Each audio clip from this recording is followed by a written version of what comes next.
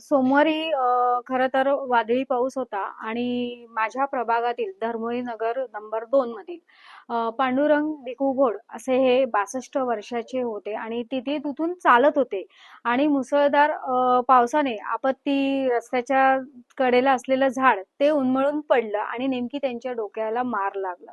ते अपघात असं होतं की बघितल्यानंतर मला कॉल आल्यानंतर माझ्या तिथल्या कार्यकर्त्यांनी कॉल केल्यानंतर मी लगेच आपत्ती व्यवस्थापन आणि ठाणे महापालिकेचे आयुक्त सौरभ राव यांना कळवल्यानंतर त्यांनी TDRF ची तिथे पूर्ण टीम पाठवली आणि ते झाड काढलं आणि त्या माणसाला महावीर जैनमध्ये ऍडमिट केलं. त्यांच्यावर उपचार चालू होते.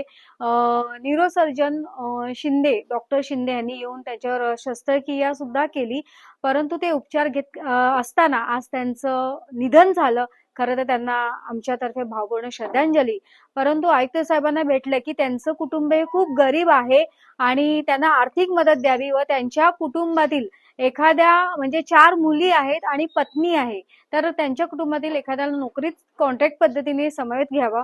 आताच आयुक्तांशी चर्चा करताना आयुक्तांनी सांगितलं की महाराष्ट्राचे उपमुख्यमंत्री एकनाथजी शिंदे साहेब यांनी 10 लाखाची आर्थिक देण्याचं त्यांनी जाहीर केलं आहे आणि त्यांना नोकरीमध्ये कोणाला तरी एखाद्या कुटुंबापैकी मुलीला त्यांना नोकरीवर घेण्यात यावा असं महाराष्ट्राचे उपमुख्यमंत्री एकनाथजी शिंदे साहेब यांनी सुद्धा महापालिकेला आदेश दिलेले आहेत.